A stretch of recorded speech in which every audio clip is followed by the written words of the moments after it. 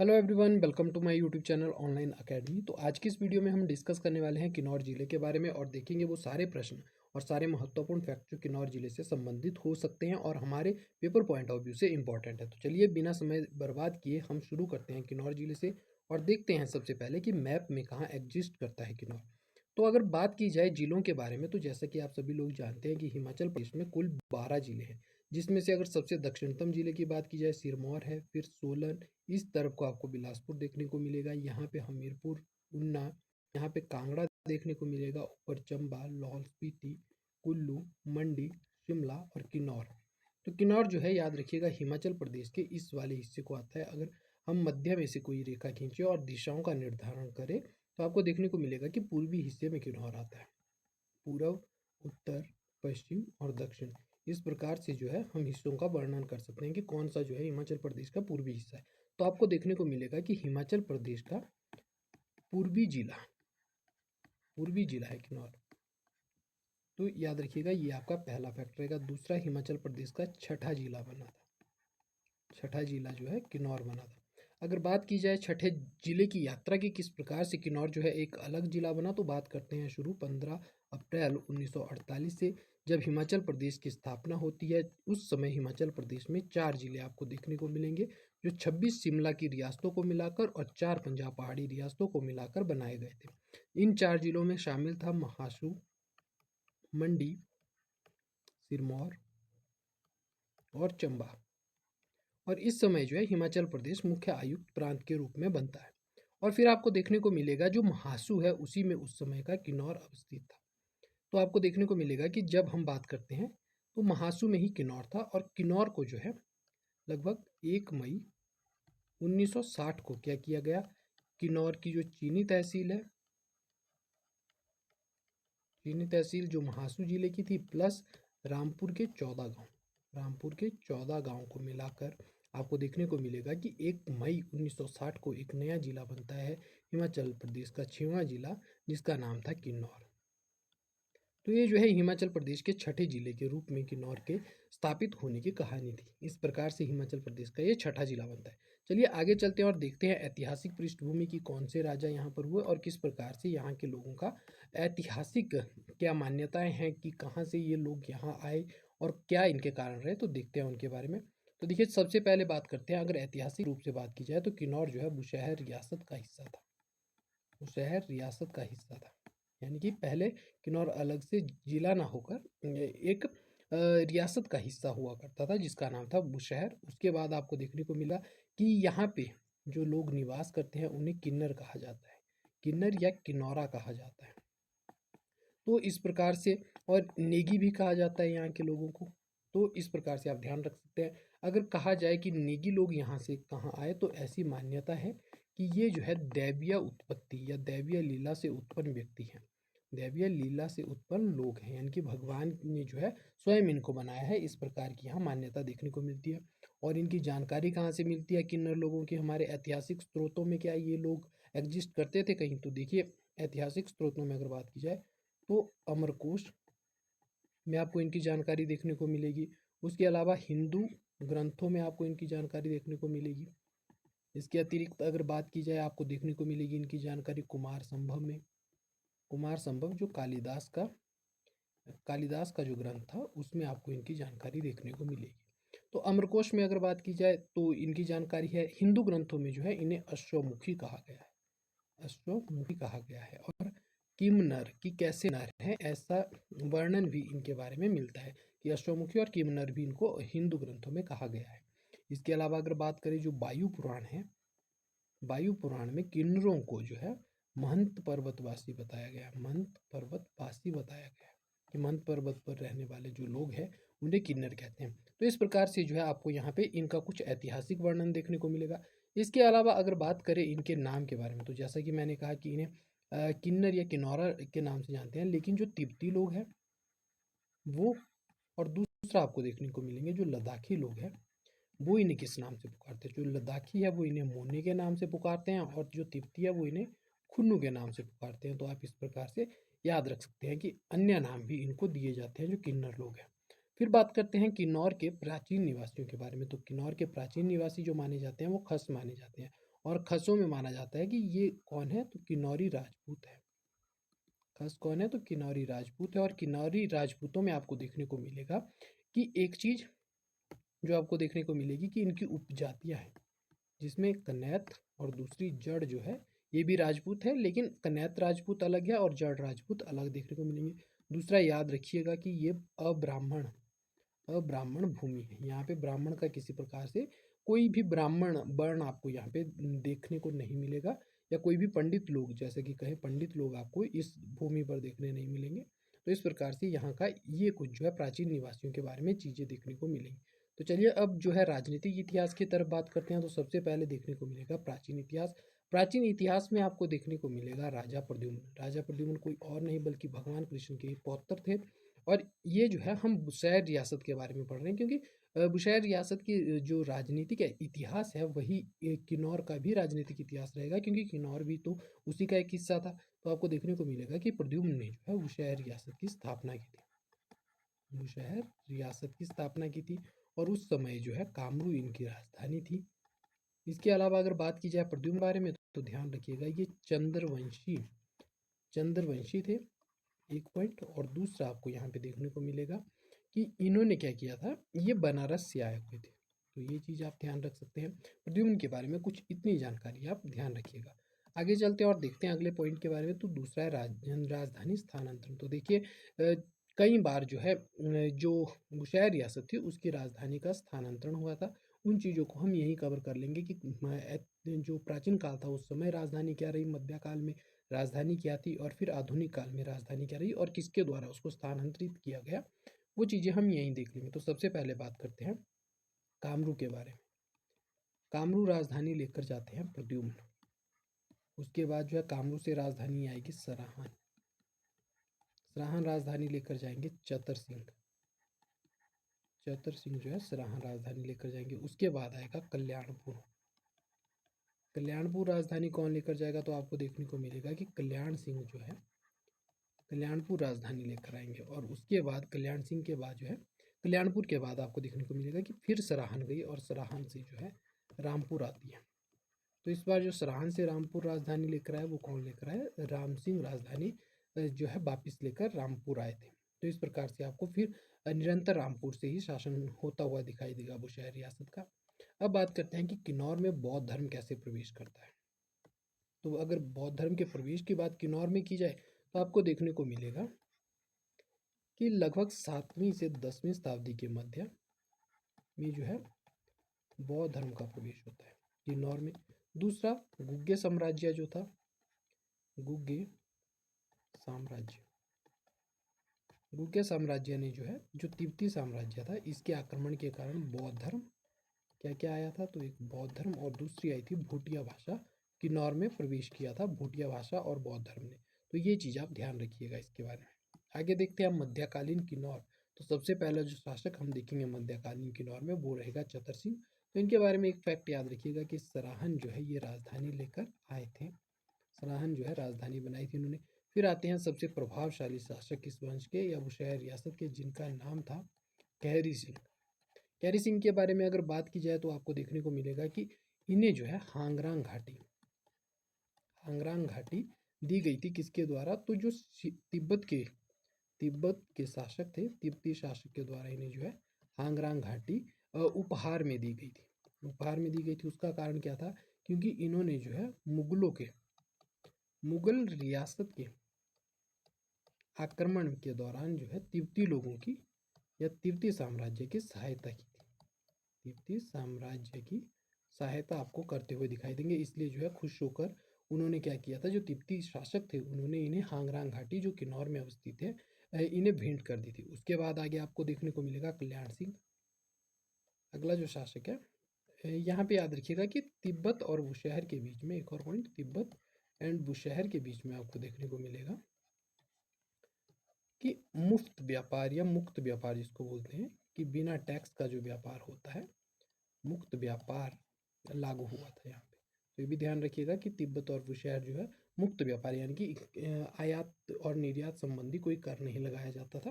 तो इस प्रकार से काफ़ी अच्छे व्यापारिक रिलेशन भी बुशहर और तिब्बत के बीच में थे। चलिए आगे देखते हैं कल्याण सिंह के बारे में। कल्याण सिंह के बारे में अगर बात की जाए तो जैसा कि मैंने कहा कि ये जो है चतर सिंह के पौत्र थे। तो इनके बारे में अगर बात की जाए तो आपको यहाँ पे देखने को मिलेगा कि कल्याणपुर राजधानी लेकर आए थे। कल्याणपुर राजधानी लेकर आए थे। तो इस प्रकार से आप इनके बारे में ध्यान रख सकते हैं। आगे बात की जाए महेंद्र सिंह के बारे में तो ध्यान रखिएगा कि जब गोरखा आक्रमण हुआ था उस दौरान, गोरखा आक्रमण के दौरान यही शासक थे महेंद्र सिंह। दूसरा आपको देखने को मिलेगा कि गोरखा आक्रमण से भागकर जब सराहन पर गोरखाओं का आक्रमण हुआ तो सराहन से महेंद्र सिंह भागकर 2 साल के बच्चे थे तो कामरू चले गए थे। कामरू को राजधानी बनाया गया था इस दौरान। तो ये चीज़ आप ध्यान रखिएगा। उसके बाद जो है अगले शासक आते हैं और सनद भी जो है गोरखाओं जो ब्रिटिश सरकार थी उनके द्वारा महेंद्र सिंह को ही दी गई थी। आगे जो शासक आएंगे वो थे राम सिंह। और राम सिंह की बात की जाए तो आपको जैसा कि मैंने बताया रामपुर इन्होंने राजधानी लेकर गए थे रामपुर। अगले जो शासक आएंगे वो होंगे शेर सिंह। तो ध्यान रखिएगा 1857 की जब क्रांति हुई थी शिमला में या पूरे भारत में हुई थी तो क्रांति के दौरान शिमला या बुशहर का शासक कौन था 1857 की क्रांति के दौरान? तो आपको देखने को मिलेगा कि शमशेर सिंह था। और इन्होंने क्या किया था? इन्होंने कर देना, अंग्रेजों को कर देना बंद कर दिया था, कर देना बंद कर दिया था। और दूसरा ध्यान रखिएगा कि 1859 में बुशहर विद्रोह हुआ था। बुशहर में विद्रोह हुआ था और किस लिए हुआ था? तो जो मुंशी लाल ने 1854 में बंदोबस्त किया था उसके विरुद्ध हुआ था। तो ये चीज़ आप ध्यान रखिएगा। इसके अलावा अगर बात की जाए 1887 में इन्होंने अपने पुत्र रघुनाथ के पक्ष में गद्दी छोड़ी थी। तो ये आप ध्यान रखिएगा कि पक्ष में जो है गद्दी छोड़ी। तो इतनी कुछ चीज़ें आप इनसे संबंधित ध्यान रख सकते हैं। फिर अगले जो शासक आएंगे वो आएंगे रघुनाथ सिंह। रघुनाथ सिंह के बारे में अगर बात की जाए तो रघुनाथ सिंह के बारे में जो मुख्यतः फैक्ट बन सकता है कि 1895 में चीनी तहसील की स्थापना की थी।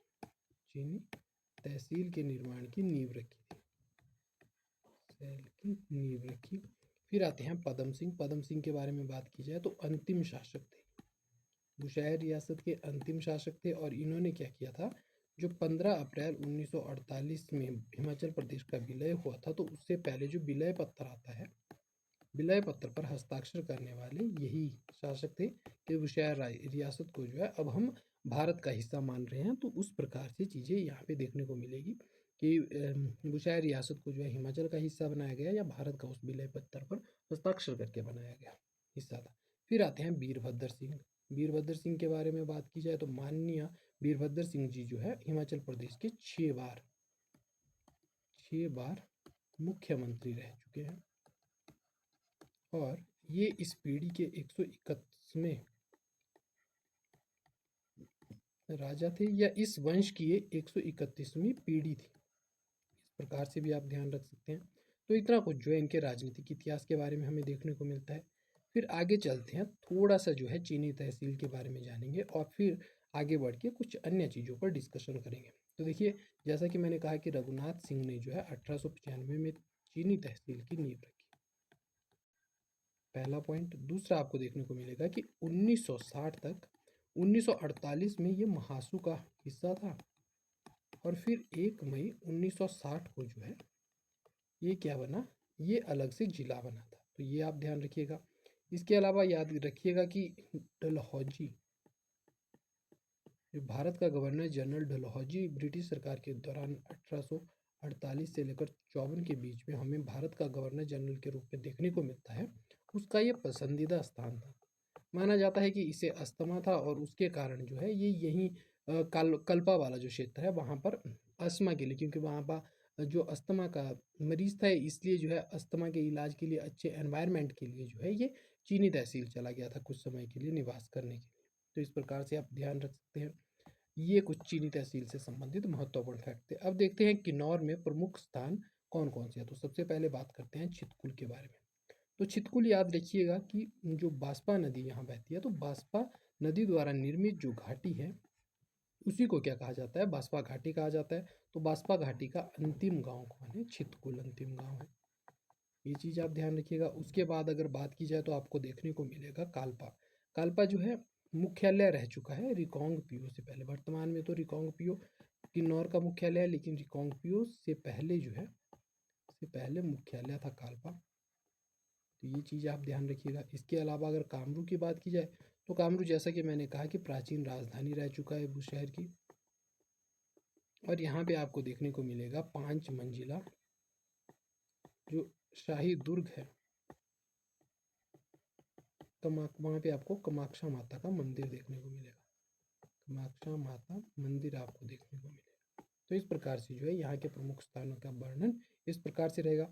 आगे अगर बात की जाए तो कड़छम वाला हिस्सा, कड़छम वाला जो स्थान है वहाँ पे आपको देखने को मिलेगा भीड़ प्रजनन केंद्र। भीड़ प्रजनन केंद्र आपको यहाँ पर देखने को मिलेगा। तो इस प्रकार से आप कुछ महत्वपूर्ण स्थानों के बारे में याद रख सकते हैं। उसके बाद आपको देखने को मिलेगा रिकांगपिओ, और रिकांगपिओ में क्या है तो ध्यान रखिएगा कि रिकांगपिओ में आपको देखने को मिलेगा नवोदय स्कूल। नवोदय स्कूल, और वर्तमान में ये किन्नौर जिले का मुख्यालय है। किन्नौर जिले का मुख्यालय है। तो ये चीज़ आप इसके बारे में ध्यान रख सकते हैं। फिर आता है प्राइमरी स्कूल कब किन्नौर में आया, तो ध्यान रखिएगा कि 1890 में आपको देखने को मिलेगा कि चीनी में जो है पहला प्राइमरी स्कूल खुला। फिर 1899 में पूह में जो है दूसरा प्राइमरी स्कूल खुला था। तो इस प्रकार से प्राइमरी स्कूल जो है प्रवेश किन्नौर में होता है, या उनकी स्थापना किन्नौर में देखने को मिलती है 1890 और 99 में। फिर बात की जाए अयस्क यहाँ पे कौन कौन से स्थानों पर मिलते हैं, तो सबसे पहले आपको देखने को मिलेगा रंगवार वाला क्षेत्र। रंगवार वाले क्षेत्र में अगर बात की जाए तो यहाँ क्या मिलेगा, यहाँ मिलेगा आपको तांबा। बात की जाए असरंग की तो असरंग में आपको मिलेगी चीनी मिट्टी, चीनी मिट्टी। फिर उसके बाद बांगतू में आपको देखने को मिलेगा फ्लोरस। तो ये क्वेश्चन पूछे जा चुके हैं। और फ्लोरस के बाद अगर बात की जाए तंगलिक, तंगलिक में आपको देखने को मिलेगा अभ्रक। और फिर आता है चारगांव, चारगांव में आपको देखने को मिलेगा पाइराइट, पाइराइट एंड चांदी।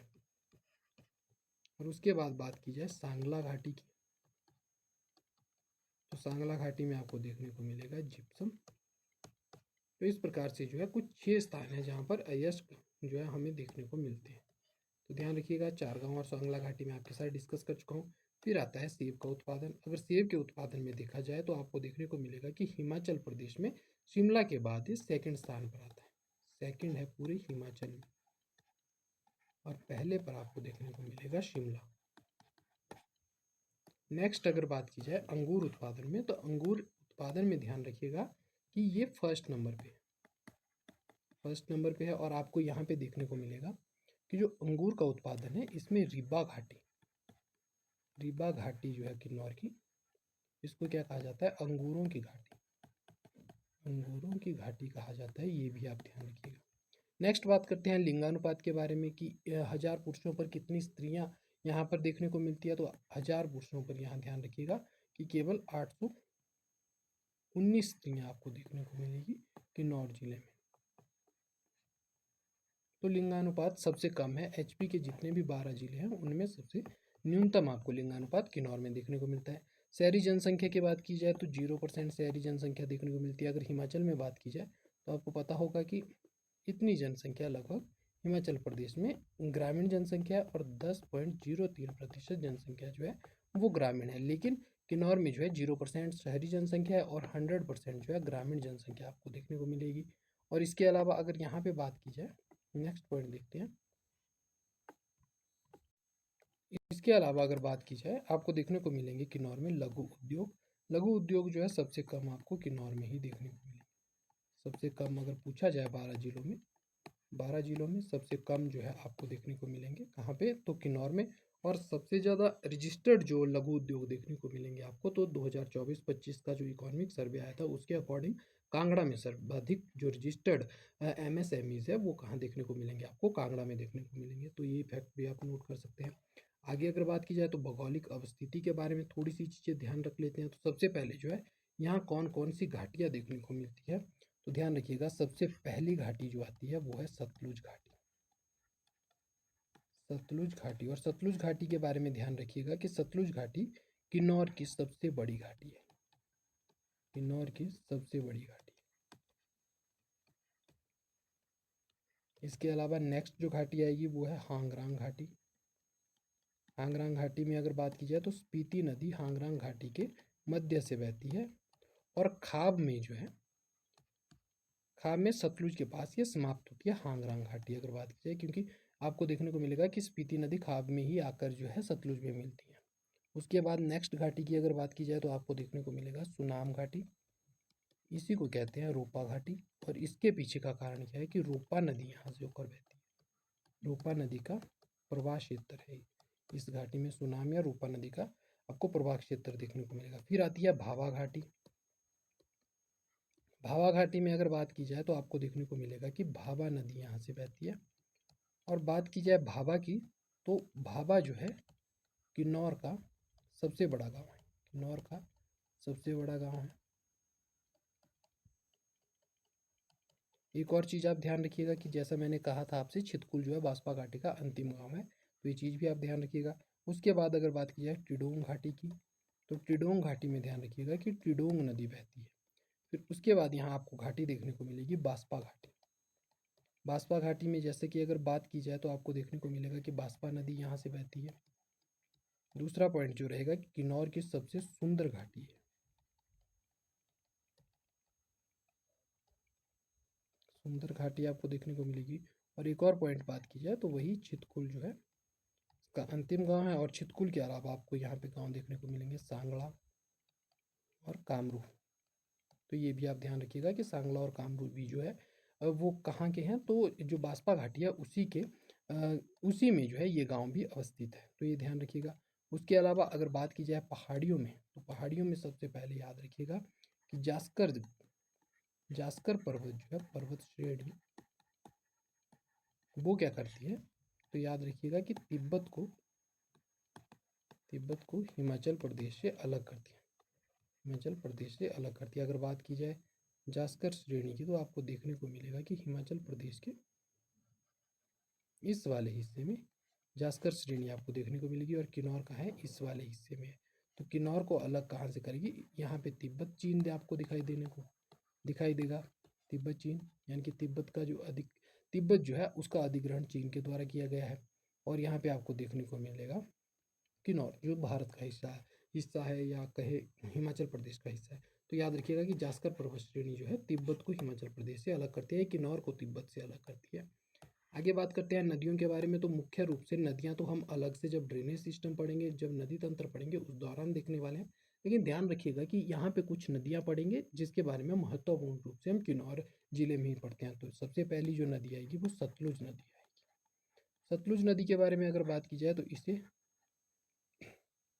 मुकसुंग और जुगती नदी के नाम से भी यहाँ पर जाना जाता है। और ये जो है किन्नौर को दो बराबर भागों में बांटती है।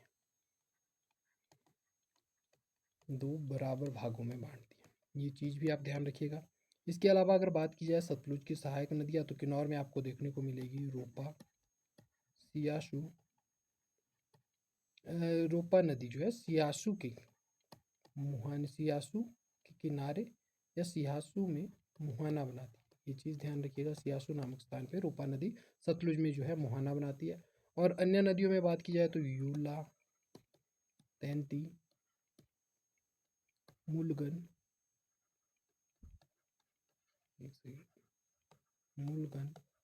इसके अलावा आपको देखने को मिलेगी कसांग। फिर सहायक नदियों में स्पीति और फिर बसपा या बासपा। तो ये कुछ सहायक नदियाँ सतलुज की, और एक जो है रोपा नदी है जो सियासू में मुहाना बनाती है सतलुज नदी में। तो ये कुछ चीज़ें आप ध्यान रख सकते हैं। फिर झीलों के बारे में देखा जाए तो यहाँ पे आपको दो झीलें देखने को मिलेगी, नाको और दूसरी देखने को मिलेगी सोरांग।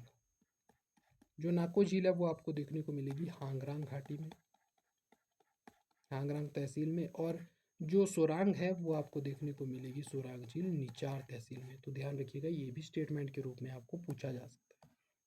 आगे बात की जाए तो वनों के बारे में देखते हैं। तो यहाँ पे सबसे इम्पोर्टेंट जो फैक्ट रहेगा वो वनों के बारे में रहेगा कि नियोजा के वृक्ष, जो नियोजा वृक्ष है वो एकमात्र पूरे भारत में एकमात्र स्थान किन्नौर है जहाँ पर नियोजा वृक्ष मिलते हैं। तो ये चीज़ भी आप ध्यान रखिएगा। अब बात करते हैं थोड़ा सा किस प्रकार का यहाँ का कल्चर है।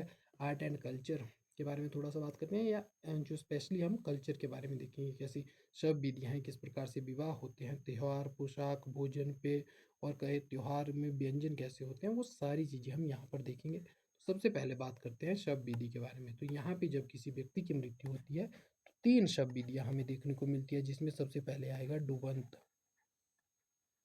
डूबंत जिसमें जो शव होगा उसे डुबोया जाता है। फिर आता है फुकंत, यानी कि शव को क्या किया जाएगा, जलाया जाएगा। और फिर आता है बखंत।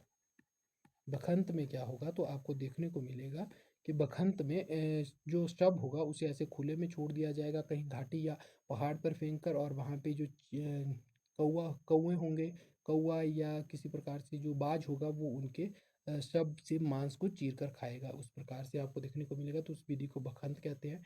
फिर देखने को मिलेगी यहाँ पे कुछ विवाह की रस्में, और कौन कौन से विवाह आपको देखने को मिलेंगे। तो देखिए, जो व्यवस्थित रूप से यानी कि जो परंपरा के माध्यम से विवाह होगा, व्यवस्थित जो विवाह का यहाँ पे रूप देखने को मिलता है, उसे कहते हैं जने टांग। जने टांग उस विवाह को कहते हैं। अगर बात की जाए यहाँ के प्रेम विवाह की, तो प्रेम विवाह में आपको देखने को मिलेगा दमचल शीश, और इसके अलावा दमटंग शीश।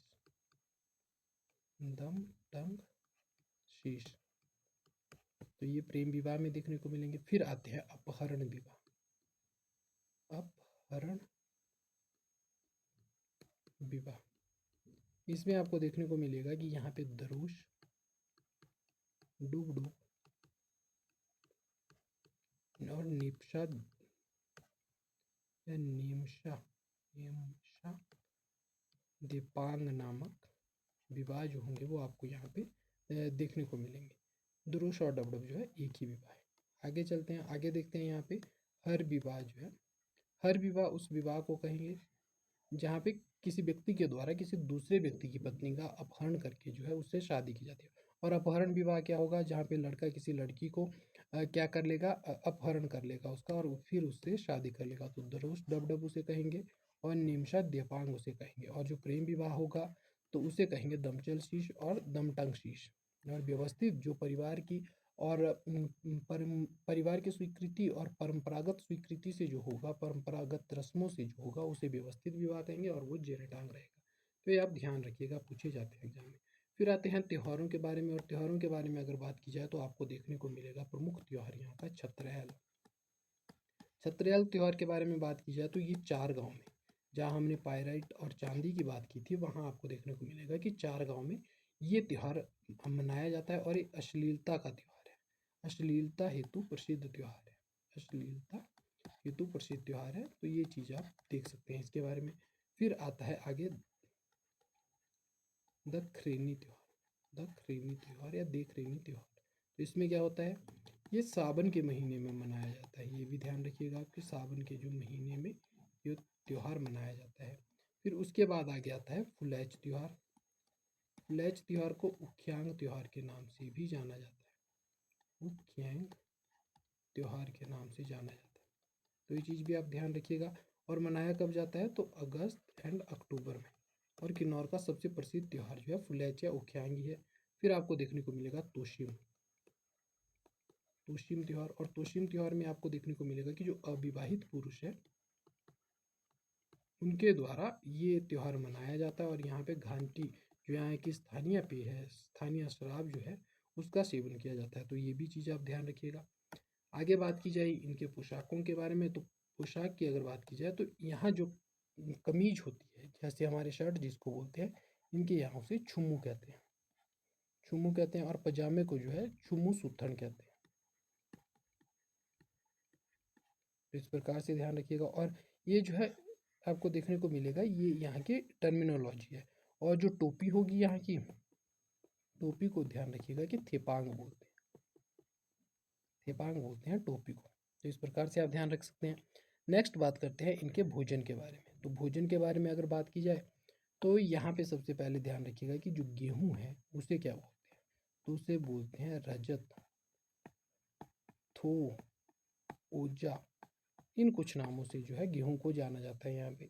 फिर आता है मक्का, तो मक्का को बोला जाता है छाहा, छाहा जो है मक्का को बोला जाता है। फिर उसके बाद आपको जौ देखने को मिलेंगे। यहाँ पे जौ को बोला जाएगा टग या छा नन, कुछ इस प्रकार से जो है आपको यहाँ पे देखने को मिलेगा। टग और छा और नन नाम इसके देखने को मिलेंगे। जौ को इस नाम से यहाँ पे पुकारा जाता है। फिर बात करते हैं पेय के बारे में। तो पेय के बारे में अगर बात की जाए किन्नौर के, तो आपको यहाँ पे देखने को मिलेगा कि मुख्य रूप से जो पेय है वो हांगरांग घाटी में आपको देखने को मिलेगा कि यहाँ पे छांग का सेवन किया जाता है।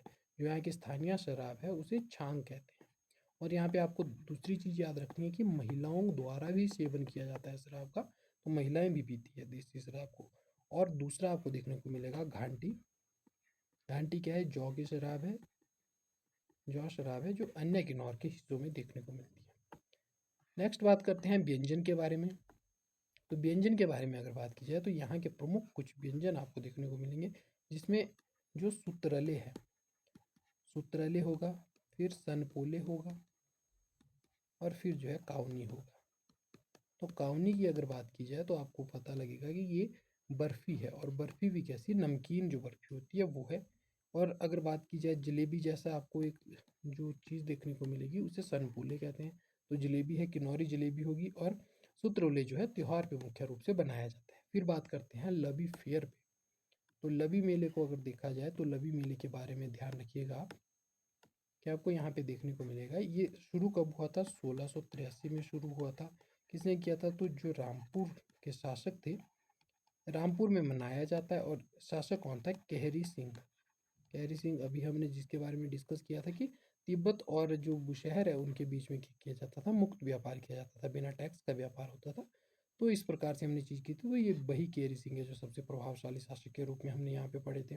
एचपी का सबसे पुराना मेला है। इसके बाद अगर बात की जाए इसमें, तो आपको यहाँ पे देखने को मिलेगा कि तिब्बत से व्यापार करने के लिए इस मेले का आयोजन होता है। तिब्बत से व्यापार करना जो है इस मेले का उद्देश्य था। तो इस प्रकार से जो है किन्नौर से संबंधित जितनी भी बातें या जितने भी महत्वपूर्ण फैक्ट हो सकते थे वो मैं आपके साथ डिस्कस कर चुका हूँ। और यहीं पे जो है हम किन्नौर जिले को समाप्त करते हैं। तो मैं आपके साथ अभी तक 2 जिले पूरी तरह से डिस्कस कर चुका हूँ, जिसमें सबसे पहले आपको सिरमौर देखने को मिलेगा और उसके बाद दूसरा जो है किन्नौर जिला आपके साथ डिस्कस जो है मैंने कर लिया है।